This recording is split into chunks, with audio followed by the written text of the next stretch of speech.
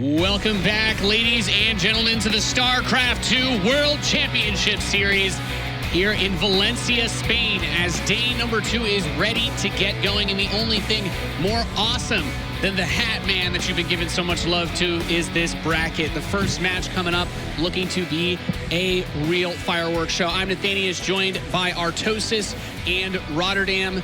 Roddy, this round of 16 looks so good. So many different fan favorites to cheer from. So many good stories coming out from this bracket. Yep, we went into this weekend with a lot of stories, and I really feel a lot of those stories are still alive. I think the only one that we kind of missed the boat on is, you know, can Lambo and Mana continue their success? And unfortunately for them, that was not the case. But just love this entire top 16. Obviously, I've got my favorites, but we were just talking as well. When you see a guy like Bly on stage, like how awesome is it to see somebody enjoy StarCraft so freaking much? He's a fantastic player, does it in his own way, but above all, he always seems so happy and grateful to be at every event and make another run.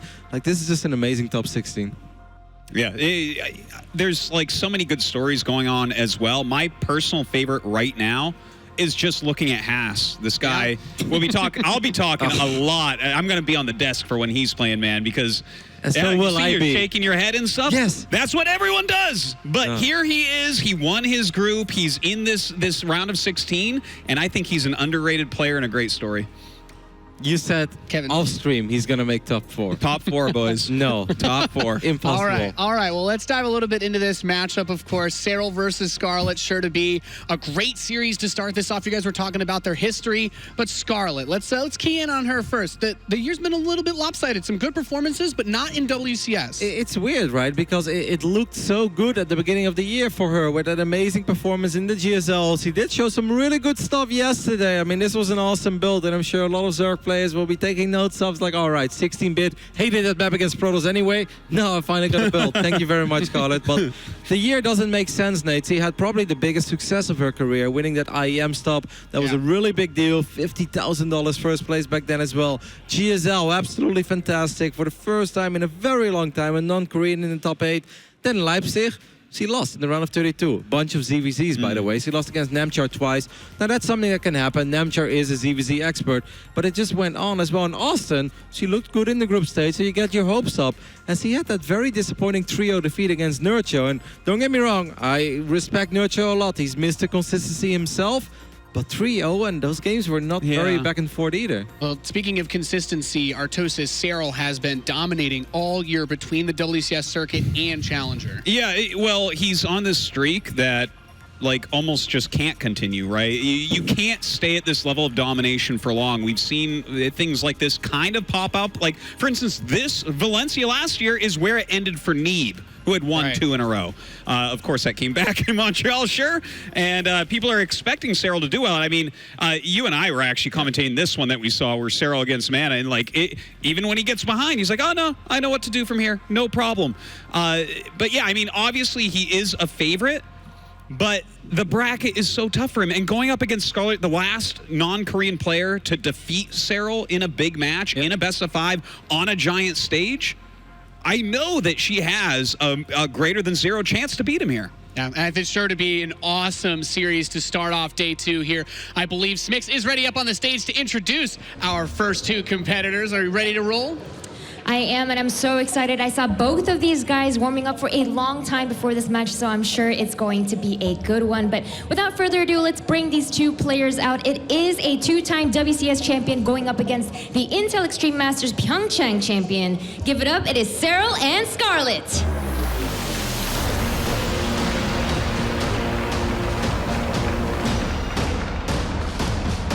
Scarlett, one of the most popular players in the non-Korean StarCraft 2 community, going up against the best non-Korean this year by far, dominating in Leipzig, Austin. The EU Challenger Series made everybody look silly, barely dropping a handful of maps. And let's not forget other events as well. You think of a WESG. Serral did not drop a map against a foreign competition. He went 18-0 in that tournament until he lost to Maru. Well, guess what? Everybody loses to Maru. And even then, he still got his victory over Classic. Basically, you can sum it up this year for Serral with 3 big defeats. But one of them was indeed by Scarlett. Yeah. Scarlett's got the popularity factor as well. A lot of you online voting for her. Yeah, The faith is absolutely. And you know, Scarlett, I do want to point out that she like pops up and wins when it's like really kind of against the odds, right? First time she ever popped up in IPL, no one was beating Korean players back then. She pops up, shows those great games. She's done it again. No one qualified for GSL for like 7 years. Scarlett comes in and qualifies. She gets to a round of 8 in GSL. She wins Pyeongchang over SOS.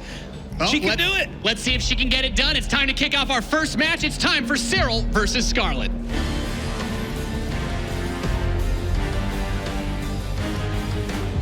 We're ready. It's time for Serral versus Scarlett. A best of 5. Serral the favorite for this entire tournament, but it's a ZvZ. Anything could happen. We could have an upset here from Scarlett. Let's now go into game number 1. In the upper left, in the blue, make some noise for Serral!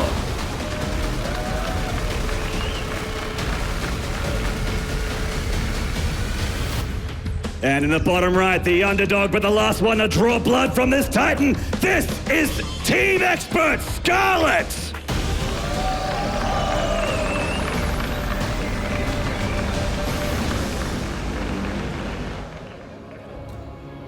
All right, to start this off, I do want to point out how interesting it was to see the polling that was coming into the start and how rapidly that was shifting back and forth. Initially starting out with Scarlett in the lead, but I can't be surprised that as more people voted, Serral became the favorite. We've not had a non-Korean player that's looked to be as much of a dominant force as Serral has been. And I'm curious what's going to happen if this guy wins here. Can anybody stop him? I have a theory, Tasteless. I mean, there are a lot of people in the top part of this bracket for the round 16. If you guys haven't seen it yet, check out that esports StarCraft account on Twitter, on social media, or even Twitch TV. StarCraft should have those links for you.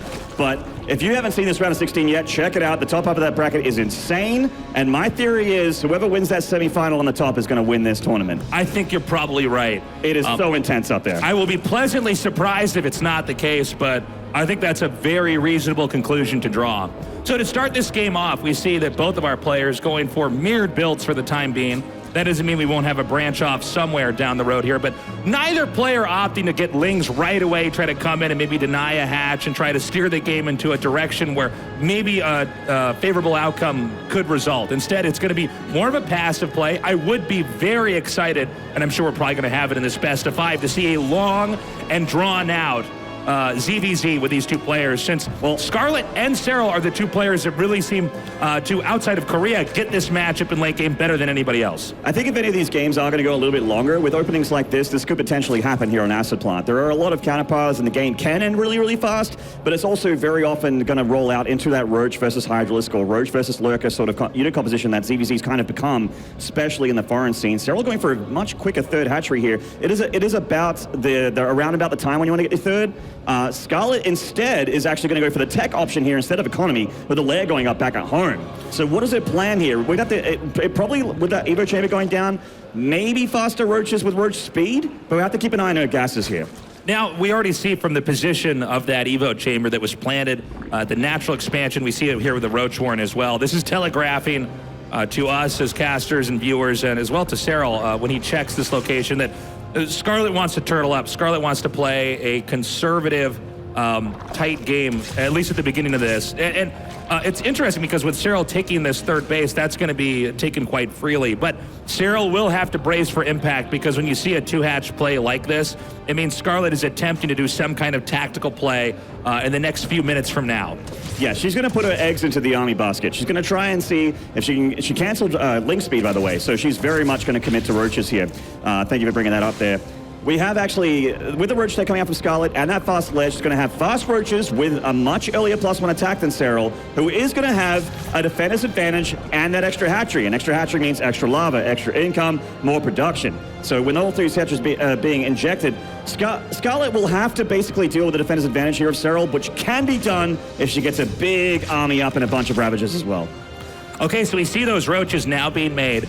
Now, let's take note that with Serral in a position where he will be the defender in this game, at least for the time being, there are two specific locations that Scarlett can try to attack into. There's Serral's third base that we see over here in a variety of angles to come in, if the rocks are destroyed there in the center.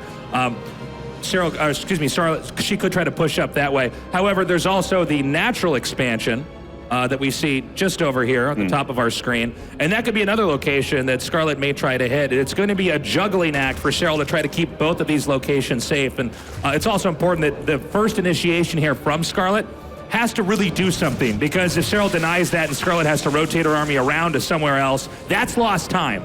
It seems like that Serral is really not cutting too many corners here. He's very, very sure of himself to get away with it. I don't blame him. He's a much better player than pretty much everyone here, but we will see how he goes through. He's getting his lair. I would say that that's a worryingly late lair, but you don't really need roach speed or +2 to defend.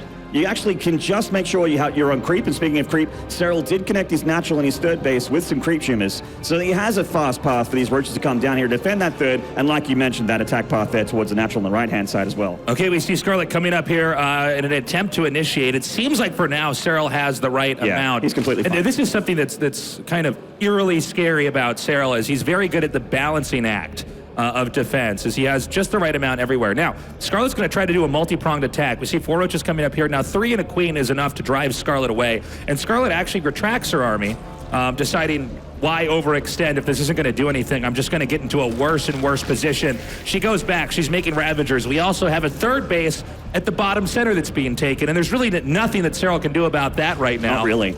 I mean, Serral did get Link speed. Potentially, Links could play a factor later in the game, but really, you don't want them at this point. It's all about roaches and, like we're seeing, Hydralisk tech. So Serral is very likely going to be heading towards the lurkers that really are the big game ender here in ZvZ. They can be dealt with, but it's very, very tricky. You can see that roach speed is a lot earlier for Scarlett than for Serral, but it doesn't really help her at the moment because she can't really attack.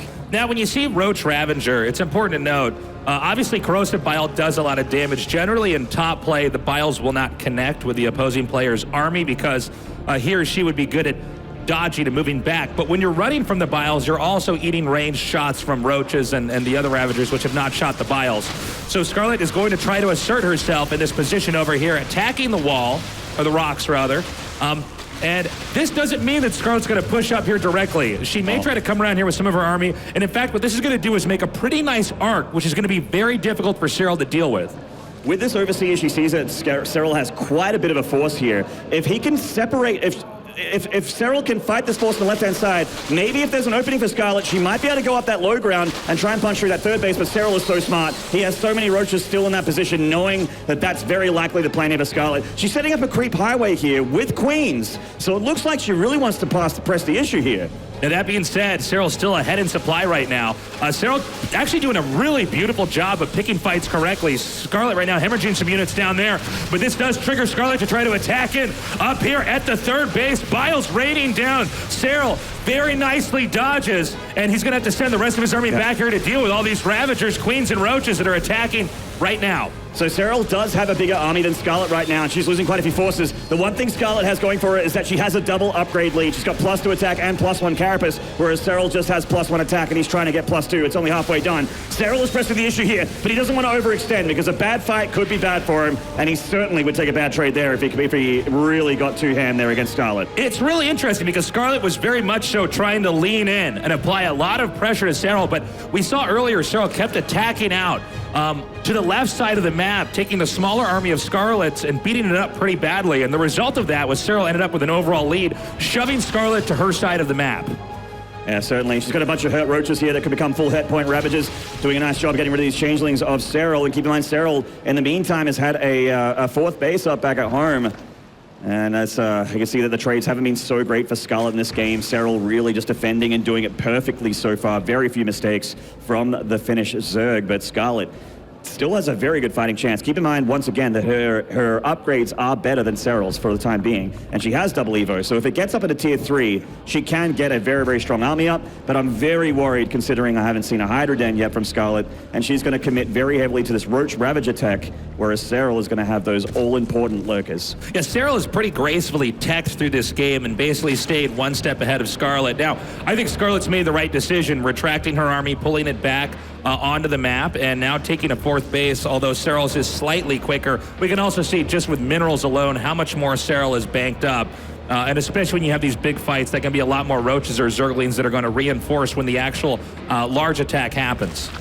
And with this burrow play here from Scarlett, you don't see Roach burrow a whole lot in ZvZ because there's just so much ability to attack for Zerg. There's Overseers, they're very, very fast generally as well. But it could potentially do damage here. The Lurkers aren't the greatest defensive unit in your mineral line. They're generally put at choke points, which these burrow roaches can circumnavigate. That's right. We also see occasionally Lurkers used to try to push very narrow areas. So Scarlett's going to once again initiate. Now she has an army pretty decently spread out. Serral scrambling here does deny Scarlett before she can really even get started here. Can't really attack that. 4 Lurkers, Spine Crawler, a bunch of units left there, and even Serral chasing a few of those units to the outside. Scarlett once again pulling a bunch of these forces back. She shows that she has burrow, so the tunneling claws will be on the way. Man. She sees those Lurkers and she's got to get out of there. Yeah, you could see the Overseer was just a little bit too far back when she initially tried to engage here. Now, this is going to get pretty hairy because we have Scarlett with a lot of broad roaches moving in here. Even with the Overseer seeing them, I think some of these roaches can actually get behind the mineral patches and do damage. But meanwhile, Serral coming down and attacking the 4th base here of Scarlett. Another attack coming up the ramp here. Scarlett could get surrounded. Certainly can. A lot of damage being done on the other side of the map from Scarlett as well. I think both players potentially going to lose their 4th bases here. Serral with so much forces here, but Scarlett, oh, she's going to get sandwiched between Serral's army. She could actually just lose the game right here. Does Serral have enough to break on through? He might just let the 4th hatchery die, considering he still has so much of an attacking force. But Scarlett's not done yet. We have burrowed roaches moving in to the natural and to the main. However, Serral seems to have too much muscle here at the bottom of the map, and it looks like Scarlett's 3rd base should go down. And she's going to get cleaned up in the main base too. Not enough damage here from Scarlett, whereas Serral is threatening the 3rd hatchery as well, and down it goes. Scarlett's burrowed a bunch of these drones here, but it is just all for naught. Serral has done so much damage with his attack, and Scarlett's just not doing enough counterattack damage on the other side. Serral certainly well and truly ahead in this game. Unbelievable. Serral now trying to come in here with the closer. The remaining bits of Scarlett's army getting crushed over here. The surround is incredible, and the rest of Serral's supply streaming down the map to come in here and close this game out.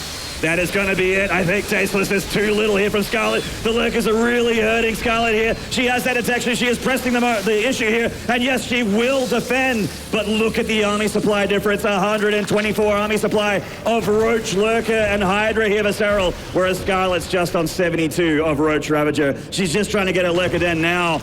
But I just don't think she can do it. Not from this point. It would be an absolute miracle. Scarlett would have to make this work, and mathematically, I just don't think it's possible. We saw Scarlett very effectively attack into Serral, but when you looked at the mini-map on both sides, you could see that Scarlett's bases were in shambles, where Serral's was still operating just fine. And one of the scariest things about Serral in this moment is the fact that he doesn't go for the closer right away. He says, I've done enough damage, and pulls everything back. Regroups, remakes his army, rinse and repeat. We're going to see another attack here from Serral momentarily. I don't know if Scarlett has the assets to really utilize counterattacking when this battering ram of roaches and ravagers and lurkers is going to push through and take out the 3rd and 4th base for Scarlett yet again. So the Hail Mary play from Scarlett here is to try and get Lurkers herself and Turtle on those 4 bases. She double expanded after that damage to try and get back up to 4 bases, with Serral already enjoying that economic advantage. She still has that +2 carapace, but will it make a big enough difference against the number of Lurkers here from Serral?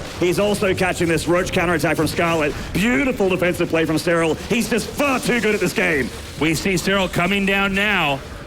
Right now, it's a ghost town as far as drones go at Scarlett's bottom base. Scarlett needs to hang on to this expansion. I don't believe it's going to be a thing. We see some more biles coming out, but Serral very adeptly withdraws.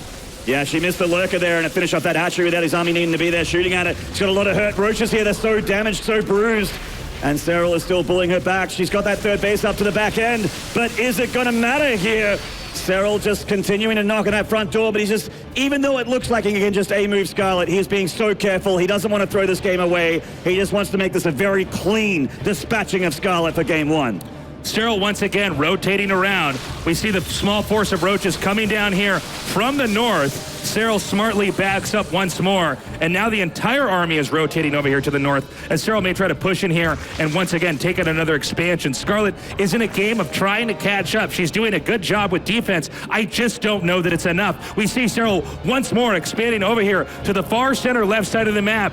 I just don't see a situation where Scarlett can actually recoup. The biggest issue at the moment, I think here, Tasteless, is that that he has that hive. Scarlett's trying to make this Roach Burrow play work, but Serral's been all over this. He's just had an overseer with his forces at all times. He's got adaptive talents here for those lurkers, so they're going to teleport underground, and he's going to have those Vipers. So if there are any lurkers for Scarlett, which are a potential comeback unit, he can pluck them out of the ground and eat them for breakfast. We have a lot of Ravagers here. Now, Ravagers can be key in defensive moments because you can shoot out an array of corrosive biles, and a player like Serral will have to respect that and back up.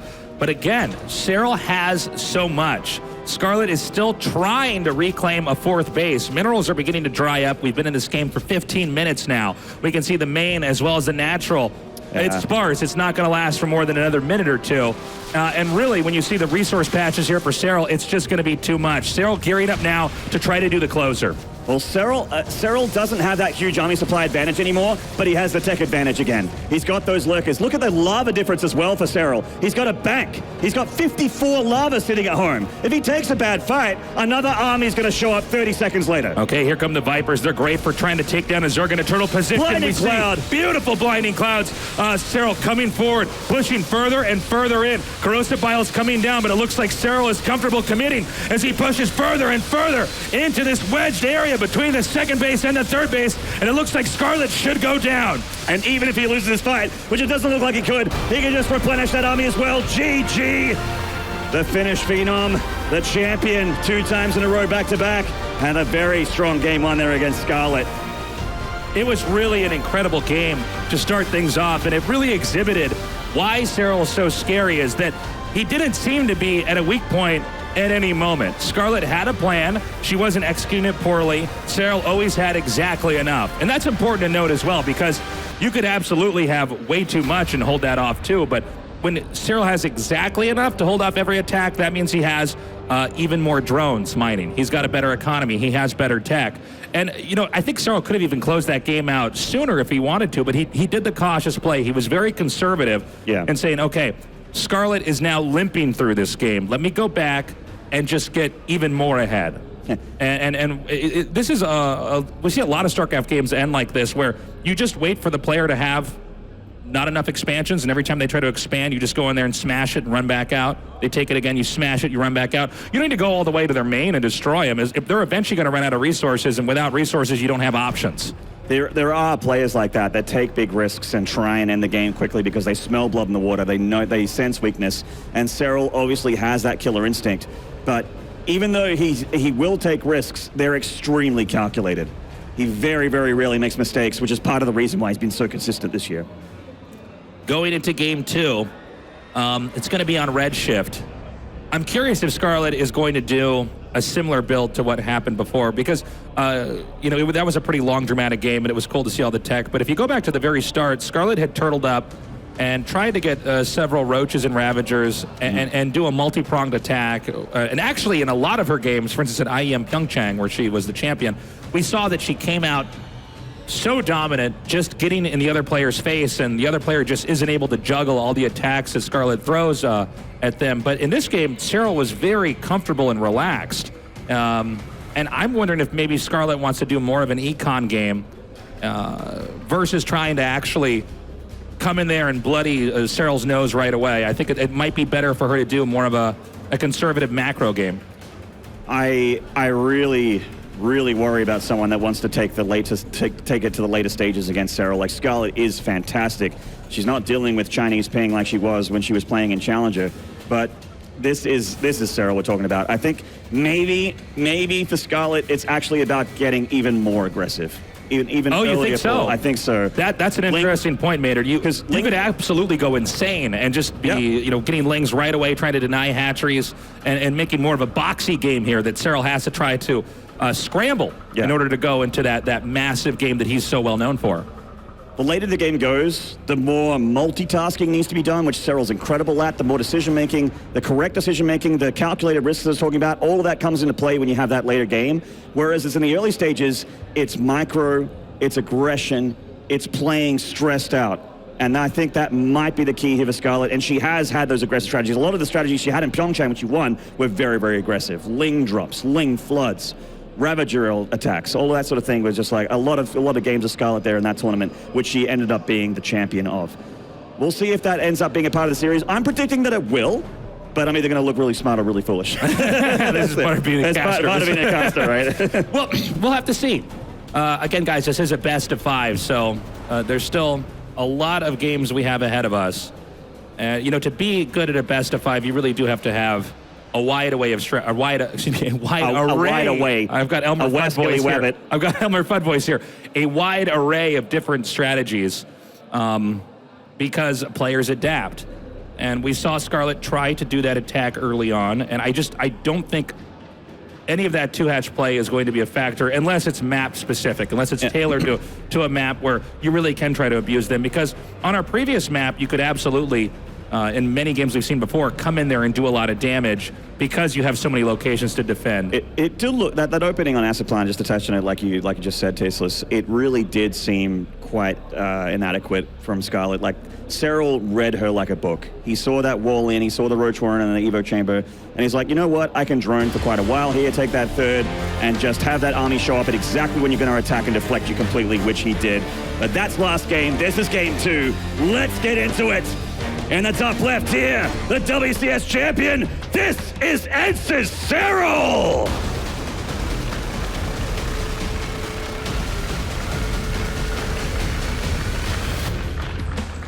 In the bottom left, in the red, from Canada, she is Scarlett! She has so many fans. But how do you bet against Serral? How do you do it? It's hard. Ooh, I like this. So this is one of our weirder maps. And I'm excited to see these two players duke it out on a map like this. So you have these gold bases here with adjacent areas behind the minerals. This seems like a map, especially in this matchup, where if you start to get leverage, it would snowball. Yeah, I mean, both players are, this is a mirrored game, so both players going for the gold isn't the hugest of deals, but it is quite vulnerable to Roaches and Ravages that can bile down those drones or even Groove Spine Hydralisks. There's a lot of things Zergs can do to really make those mineral patches. It's something you have to worry about all game long. Also, of course, when you mine through those minerals, you open up another attack path into your main base, which is the other weakness of taking this gold. But with earlier minerals, you get plenty of drones out, plenty of queens, plenty of lings, whichever you want to do. Zergs love having a lot of minerals in the early game.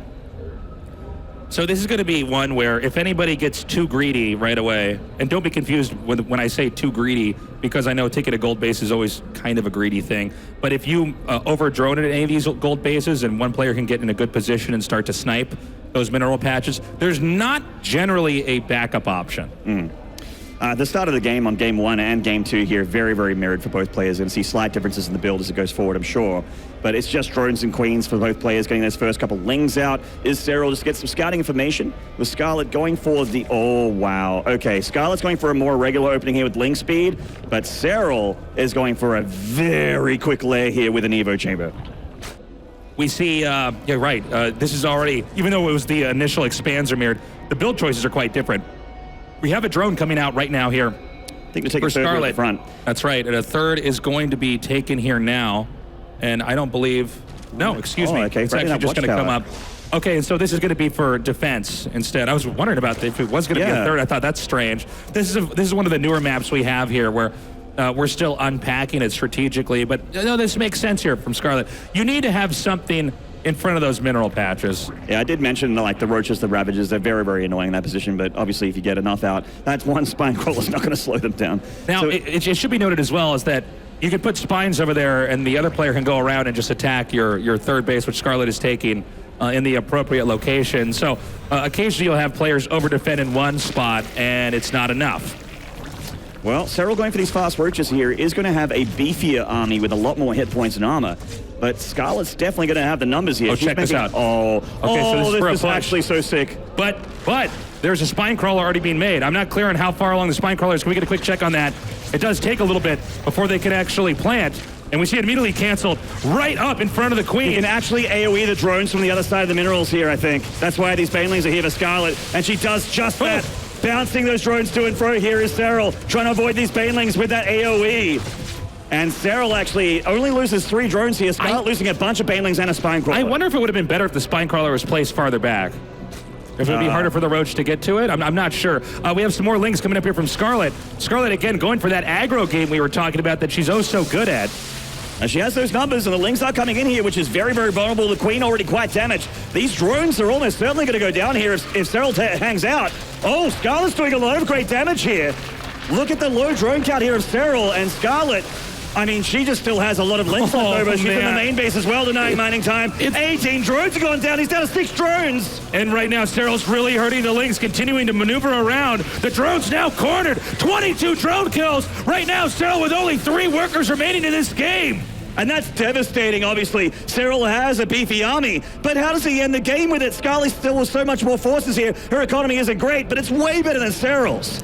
Serral going for a counterattack, but that might be exactly what Scarlett wants. The Zerglings are going to come around now. There's not enough to defend, and they actually can slip through in between the roaches. Oh, I can't believe. Does she have any spine crawlers? Does she have any static defense? She needs to stop these roaches. If she can stop the roaches, this is going to be a tight series here. She's doing damage on the other side of the map, killing the Queen, but that's not the biggest issue. The biggest issue is, can she stop these roaches? No spine crawlers here from Scarlett. It's going to be up to the Lings. And the Lings do come forward. Serral trying to get on the ramp where there might not be enough surface area, but with a really good surround, and more Lings coming forward. I think Serral's army is slowly going to be wiped out. Oh, will it though? These Ravager eggs are giving him a lot more time for these roaches. Scarlett slowly starting to get through this roach count. They are still alive, and Serral has to tap out. GG! Scarlett draws blood from Serral on stage here in Valencia. Scarlett sticking to what we know her best for, very good aggressive play. The moment that those drones started to fall, Serral knew he was out of options. The only thing he really could do is one ditch attempt to try to do an all-in counterattack. And you could see that Serral actually got in probably the best possible position at the ramp there, and also making Ravagers right before the Roach dies to try to get a little bit more of a wall. But of course, when you're in that position, Scarlett has Lings coming from both sides of that attack, and eventually it was overwhelmed, and that means our series is now tied up 1-1. That's right.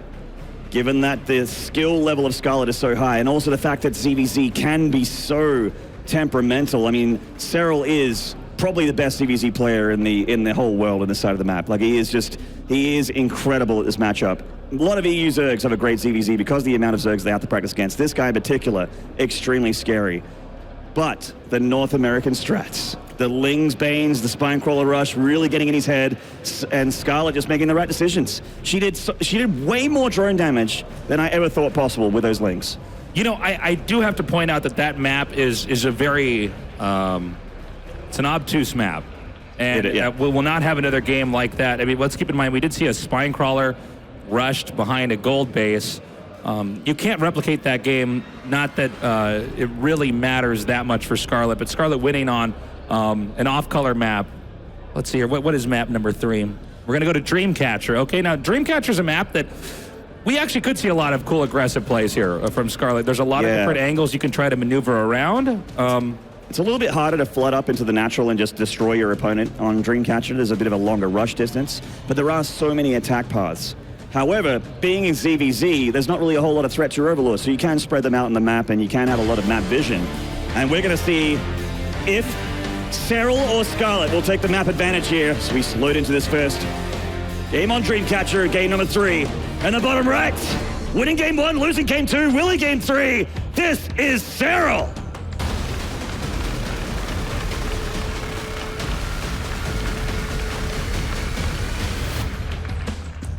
With excellent play in game 2, crushing the 2-time WCS champion of 2018. She is Scarlett! Sounds like she has the fans here in Valencia. Can see that on fire. Scarlett's saying yes! When Scarlett loses, I say no, but when she wins, I say yes. Exactly. Okay. We have mirrored builds for the time being, both players going for hatcheries. Yeah, just a gentleman's agreement here. Hatch first from both players. Of course, this isn't a gold-based map. That's all pretty regular. So hatch, gas, pool going to be the opening almost certainly for both of these players. Actually, Serral going pool first here. So slight difference, but not really that much of a difference. It's just a drone here or there, a second or two on metabolic boost if they go for link speed.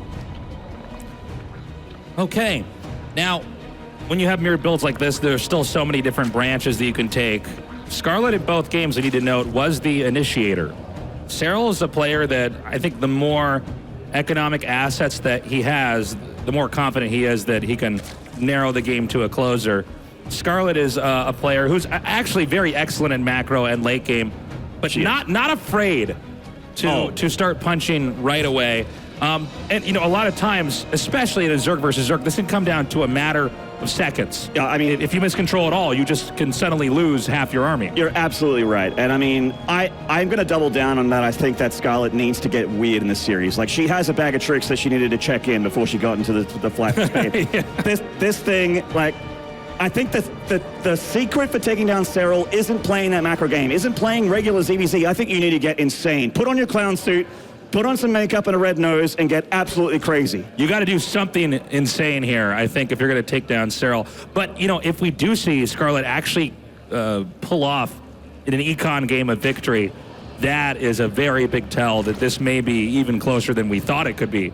The problem, of course, is whenever you have two players of very good skill, right? If you make them play one game, well, you could have an upset. If you make them play a best of 3, okay, it's a little bit harder. Now, a best of 5, that's when you really have to be a dynamic player. And that's why, of course, in the finals we have a best of 7, is that if one player can download the other one mentally and figure out, okay, what are you actually trying to do in most of these games, they can usually make good adjustments. And StarCraft is a game of randomizing builds. It's a game of lying as well. You need to be able to deceive your opponent and mix it up. And we're going to see if that can happen here. I mean, I do wonder if Scarlett continues to do crazy builds, and I think we're going to see some of that here right now with... we have melee attack being upgraded. I'm just wondering if Serral can continue to shut that down. Well, Serral scouted, no Roach Warren here. He had a Ling get up into the main of Scarlett. He saw the lair as well, which is a huge advantage for Serral. And he is going for, very similar to Redshift, but it's a little bit more economical, going for those Roaches with fast +1, fast lair, fast Roach speed. Whereas I think that Scarlett's going for Mutalisks, actually, like something like that. She's actually getting... Oh, okay. Oh, we saw Bro made for a second and she canceled it. I was like, oh, hold up. What is this? Yeah. But yeah, that 4th gas being taken, and she's getting Ling upgrades here. So we're just going to have a lot of Lings, and there's that Spire. So Ling and Muta here for Scarlett. No Baneling Nest or anything just like that. And Serral's going to have a bunch of Roaches. Now, Scarlett has been very good with this style. We actually, specifically in Korea at IEM Pyeongchang, saw her dominate with this. This is kind of, I guess we could call it like the StarCraft 1 Brood War ZvZ style. It's where you're using Lings and Mutas, and as long as you can get into locations where the opponent is not, you're going to be crippling them over and over. And it really forces Serral, who's going to have a slower, more clunky unit composition, to be on the receiving end.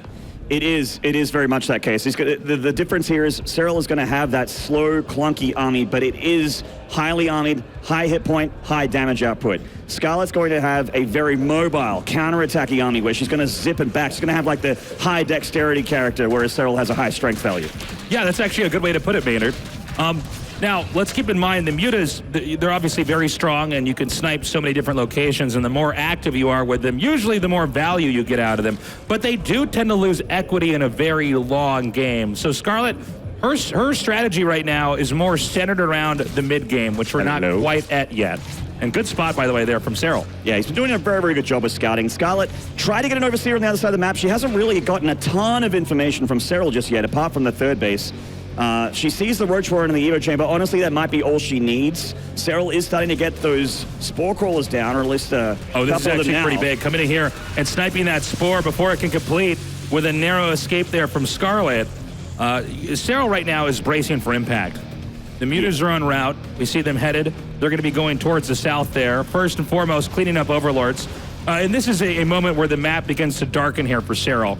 And it's one of the things that makes this build so strong is that right now, Scarlett has the map littered with Overlords, and Serral has to be ready for whatever angle Scarlett's going to come into. And you can see she's arcing out here. She wants to be in between these two bases and see what is actually the best location to attack into.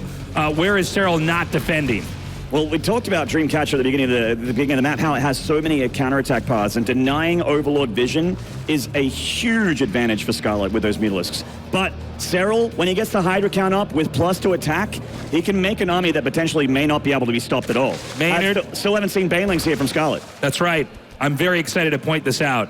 There we go. Scarlett did not make that much as far as Lings. She's not going to try to be aggressive this game. Instead, she's going for the econ play. She's taking a 4th base.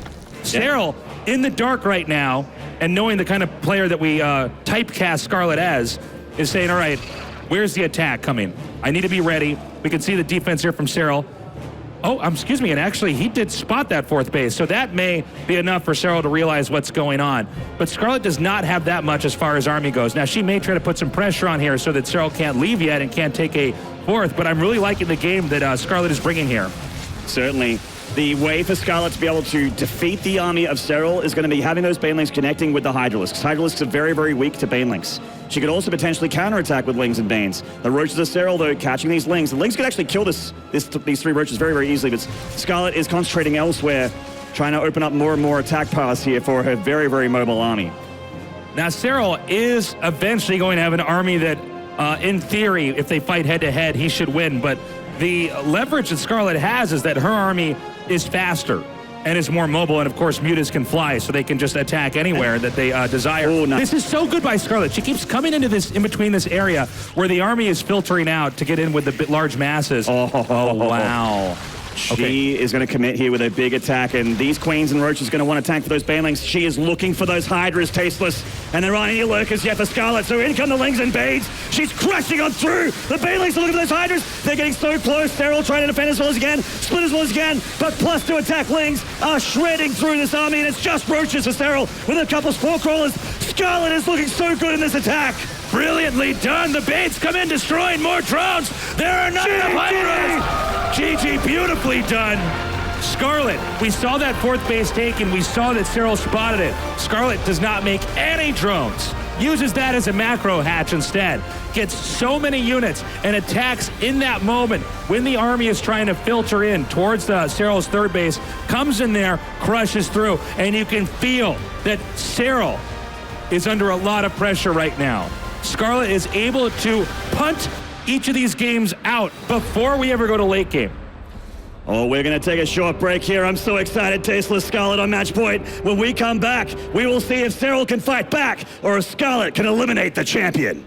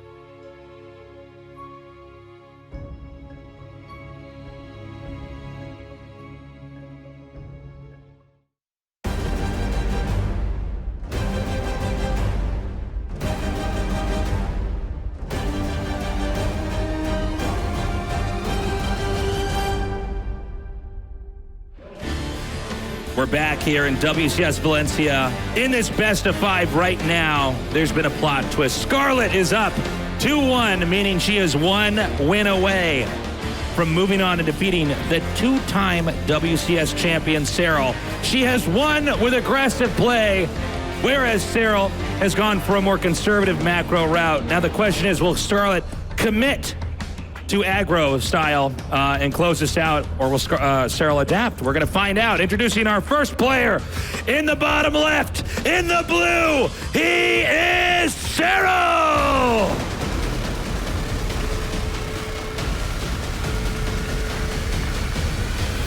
Polite claps for Serral, but let's see if we can get some noise in this arena. In the top right, on match point, from Canada, the Queen of Blades, this is Scarlett! There they are. Good morning, Valencia.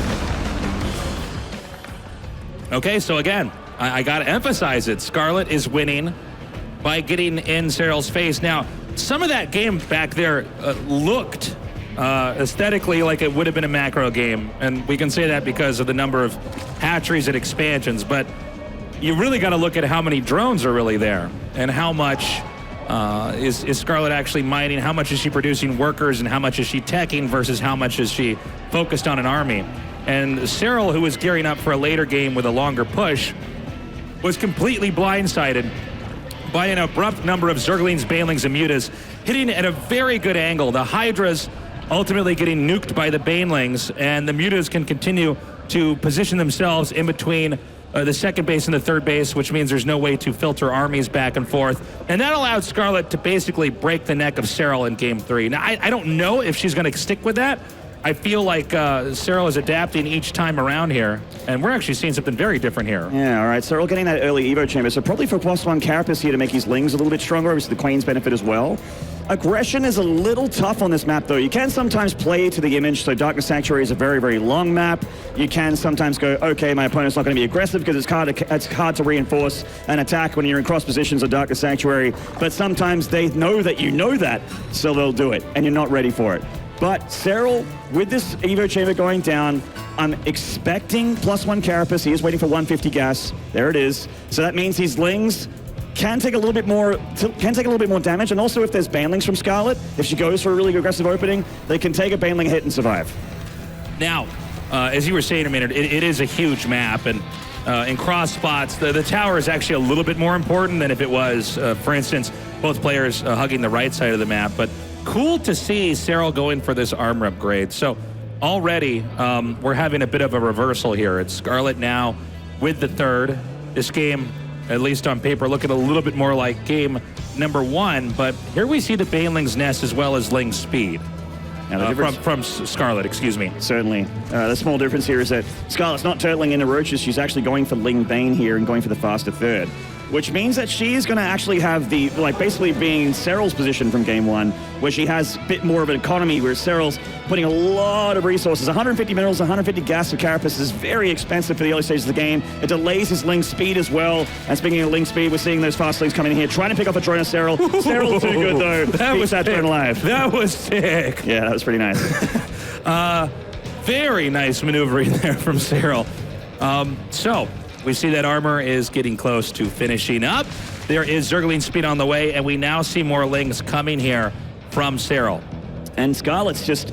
Serral's making spine crawlers. He's just... It looks like he's gearing up for a big attack from Scarlett, but she's just droning. She's on 3 bases droning. I think it's actually going to be Serral coming out here. Yeah, it looks like he's got a lot of Lings. Now note he's hiding that bunch over there. That's important. What Serral's going to do is show a small number of Lings, a normal number of Lings, and see how he's coming out here with the Queens and making it look like he's interested in taking a third. But we're going to see a train of Lings come down here. Now, there was a denial. She sees him. Okay, she knows. And these Lings are barreling across the map. Now, there was a Baneling's Nest made but I don't know if there's going to be enough time to get the Banelings out before this third base or the natural become under heavy fire. She's going to take damage here. It's just all about how much. Has she identified +1 armor here from Serral? Hopefully she has at this point. The Banelings will damage the Lings, but they will still be alive, so they still will be a threat. So she needs to be able to damage these Lings and then have enough Lings over to be able to clean them up. She's just seeing this overwhelming count of Lings here for Serral. She's taking a lot of damage on that third hatch. It's all about trying to get this alive. Some Queens coming in here to defend as well. 3 Queens, 2 Banelings and Lings. Serral pushed out of that third. Now with the Banelings there, that's the moment that Serral can no longer occupy that space without risking losing his own armies. So Serral may try to loop around here. Now the question is, how many Banelings and where are they does Scarlett actually have? Because one misstep and suddenly Serral's in a very bad spot. Serral also taking a third base here at the bottom of the map. So trying to do a little bit of catch-up here. He certainly is, and I like that Scarlett's getting +1 melee for her Lings here. She's going for the exact same composition that she did on Dreamcatcher. Ling, Bane, and Muta with upgrades for the Lings, for the Banes, and probably +1 for the Mutas as well. Whereas Serral, again, is going to go for the beefy Roach tech, which is so common in European ladder. Just Roach versus Roach. You see your Namshas, your Nurtios, your lasers. When they face each other, it is Roach headbutt most of the time. Okay, again, Scarlett with bulletproof defense.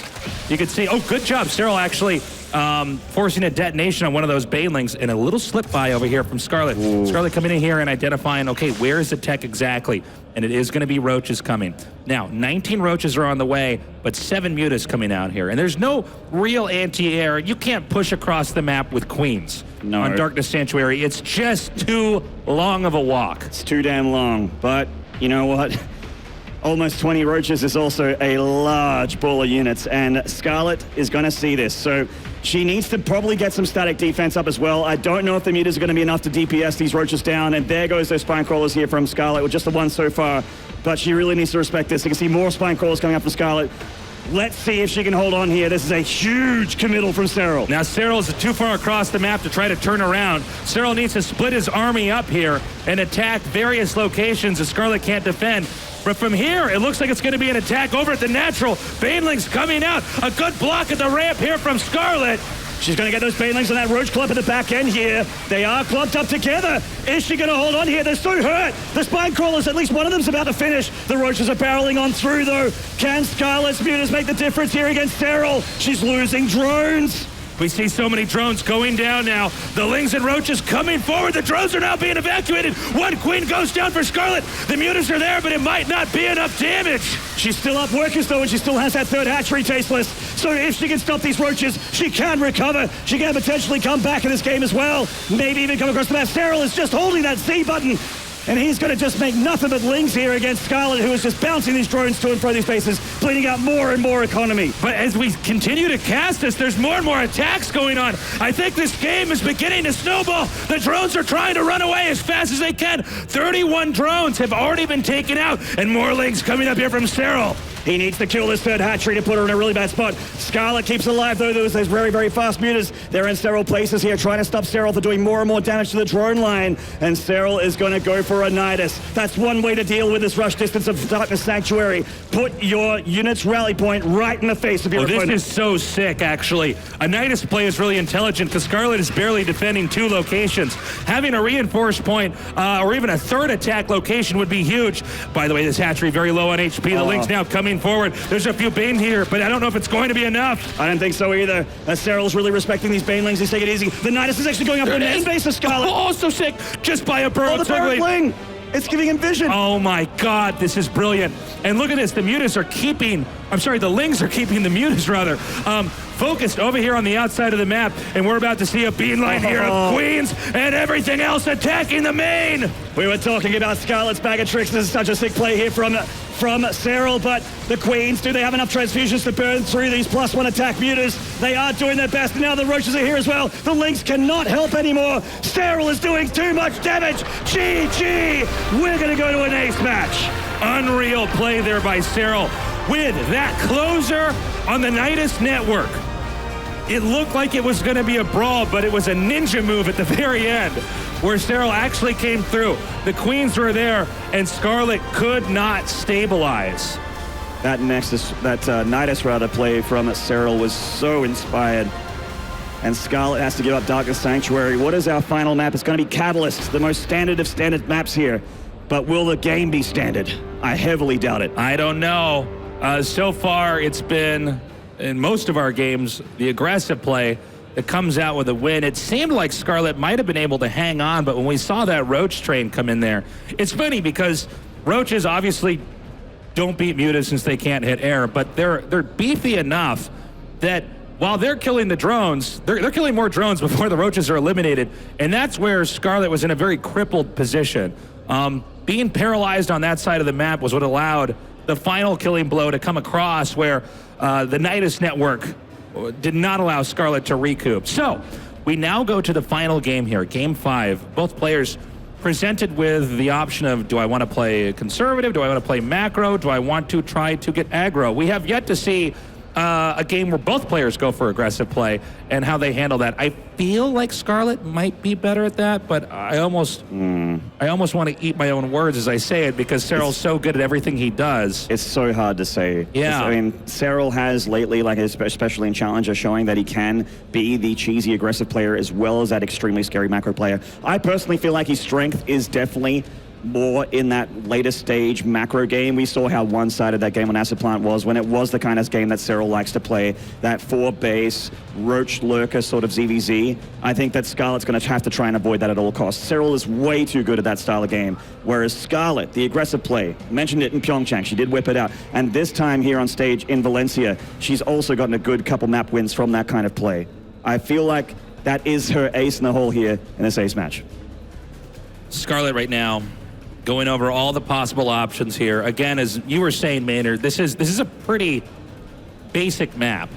If you were going to teach somebody StarCraft, you could probably start on a map like this and go over some basic theories, but I don't really know what either side wants to do. It's so hard to call.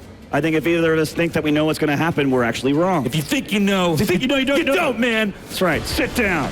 All right, it's time. We're going to go into Game 5. Serral versus Scarlett. One of these two players is about to be eliminated here in WCS Valencia. I cannot believe it. In the bottom right here from NC Sports, this is Serral!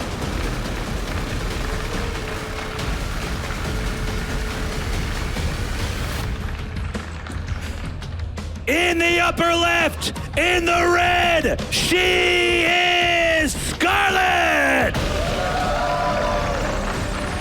Either Scarlett or the champion, potentially eliminated in the round of 16.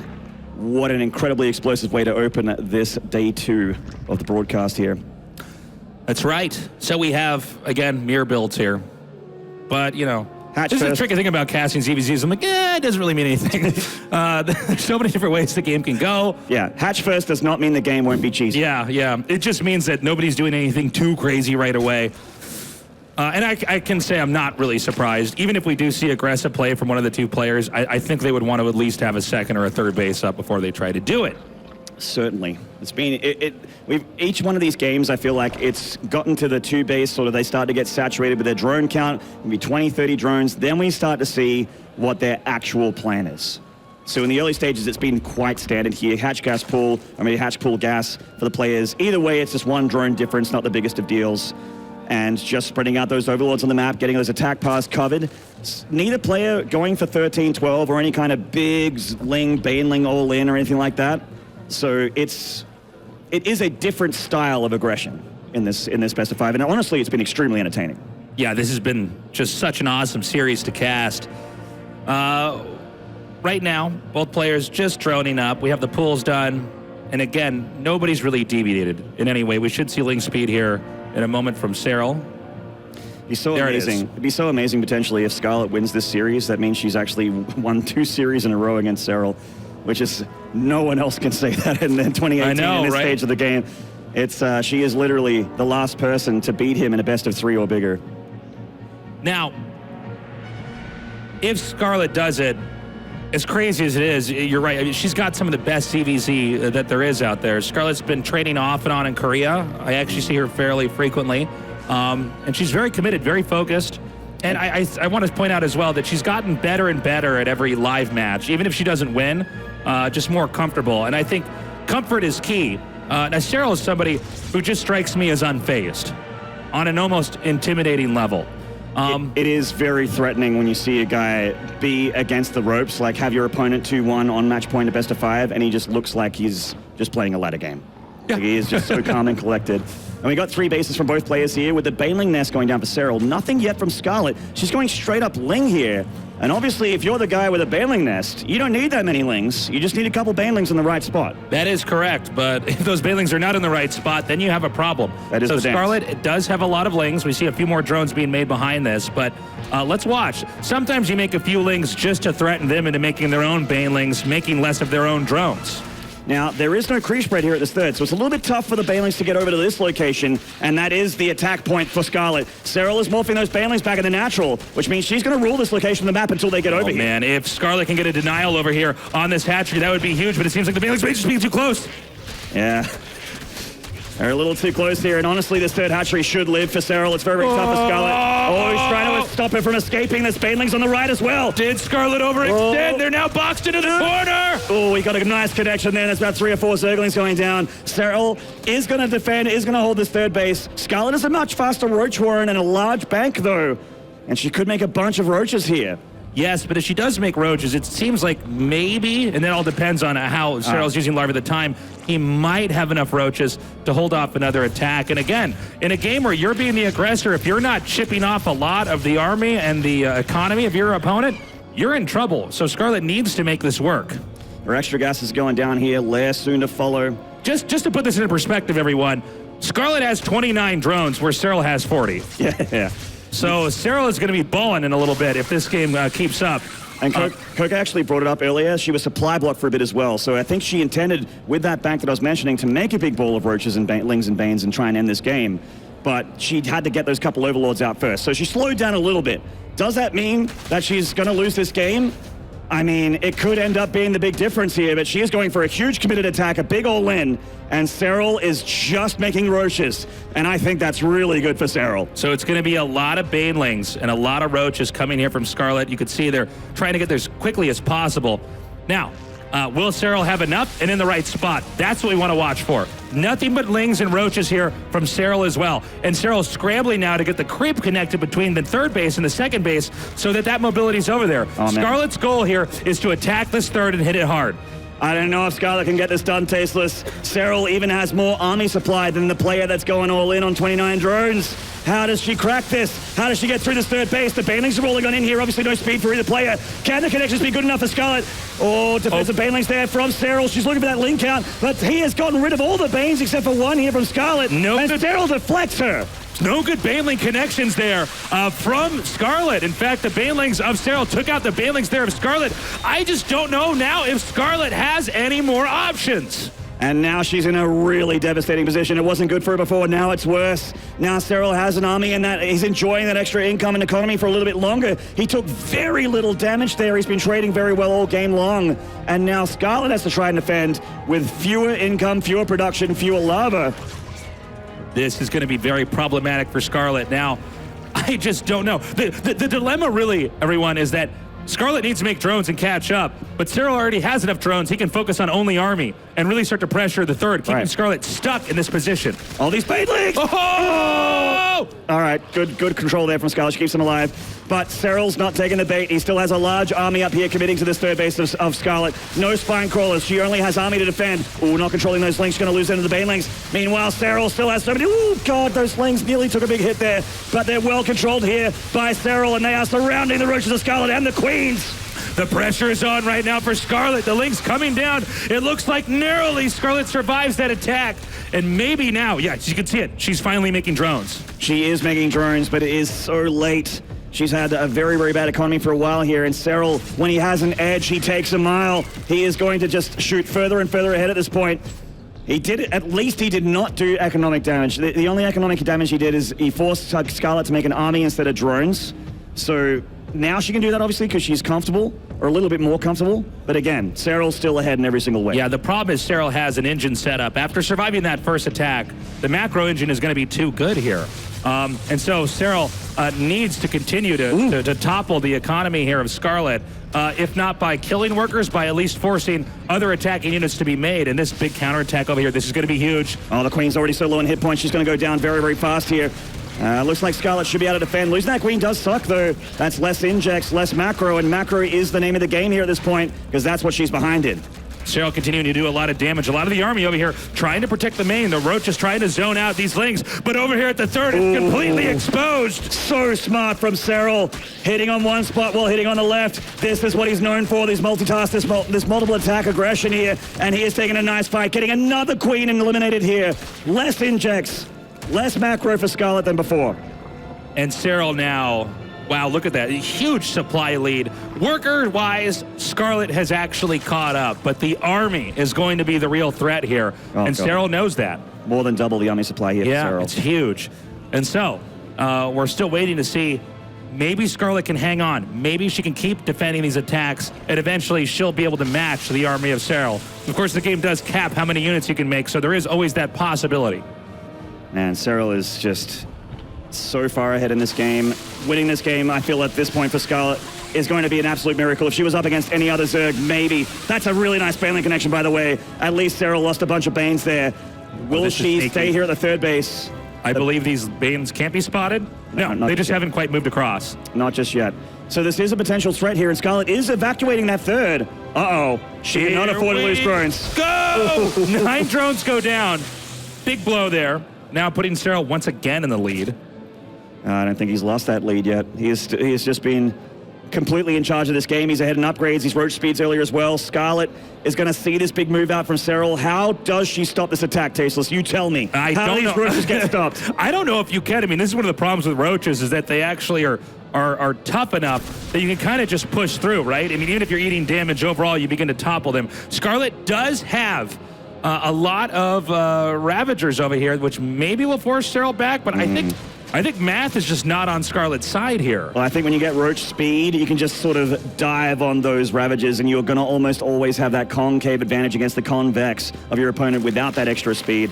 Scarlett's is a little bit further behind, and Serral's here. Speed's about to kick in, and those Ravagers, like you mentioned, Serral's like, you know what? I want a few of those. That seems like a good thing to have. Okay. Serral going to try to push in now. Keep in mind, Serral taking a fourth behind all this. Scarlett needs to hold off this attack, and Serral is hyper committed, coming in here and closing this out, and there is just too many roaches here from Serral. This is the Roach Ravager game that he wanted to play, and he is getting it done. Scarlett is folding like origami to Serral here. He's got way too much. The champion stays alive with a 3-2 against the Canadian Zerg Scarlett. She really made him work for it. Brilliant series. A lot of people would have said, hey, Serral and his ZvZ, don't make me laugh. 3-0, easy peasy, see you in the round of 8. But Scarlett is so good that you have to respect her. And Serral certainly did in this series here on stage. Incredible series there. You can really see that Serral is such a dynamic player. He's one that really knows in almost any situation how to handle himself. I think Scarlett's aggression and the victories that she had was awesome. But there's a reason why we make these players play at best of 5. Smix, how is Serral feeling? We'll find out in just a moment as he is moving forward. Congratulations, Serral. There's no doubt that was definitely the closest series you played so far here in Valencia. Were you surprised at how close it became? Yeah, I was kind of expecting to play Mutas, but to be fair, when I did my preparations, I think my preparation went a bit wrong because I was kind of making builds that are not really good against these styles, but her tiles. But yeah, it was a bit more close than I thought. I thought I would have won the second game as well. I thought my build was very good against her build, but what can you do? Sometimes you lose. Well, in the end, you were able to win when it mattered with the 3 wins in the best of 5. So out of all 5 maps, I do want to bring up Darkness Sanctuary. It turned out pretty close, and it was very exciting to watch. So can you walk us through your thought process as you played that map? I was planning to go do the +1 carapace build. I like the build on that map, but then it was the cross positions. So this roach follow-up wasn't that great on these positions, but I knew she's gonna go Mutas, and I was a bit worried that if I just play macro again, it's gonna end up like the Dreamcatcher game. So I decided to do it anyways, and it barely worked out. Now with this win, you are moving forward, and you're going to be playing either Special or Rainer. Special is someone you have a lot of experience playing against, and Rainer has been on a roll lately here at his first WCS event, impressing everybody. So how do you weigh these 2 players against each other?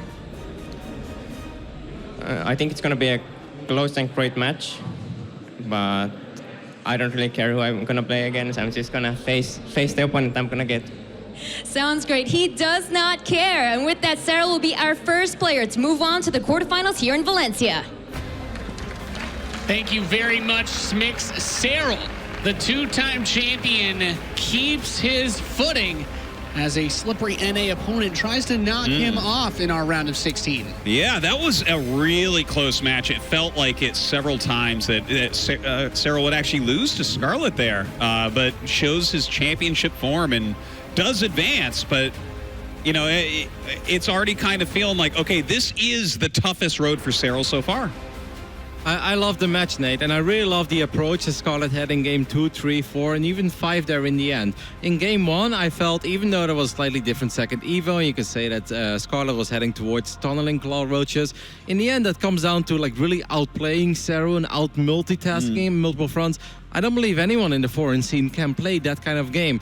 If you want to defeat Serral, which is obviously very difficult, you need to do it with different build orders. Serral plays roaches, you play mutas. And then there's many different ways to play it, right? Like the timing that he hit on Dreamcatcher, that's beautiful, because Serral is trying to control the game, he's setting up, but you lose vision. And those are moments where you can strike, even against the best player in the foreign scene, catch him off guard. The Redshift game, obviously that's a weird map. You know, Serral plays roaches, you go Link Bane. That's the way to do it, and I really love the way that Scarlett approached it in the later stages of this series.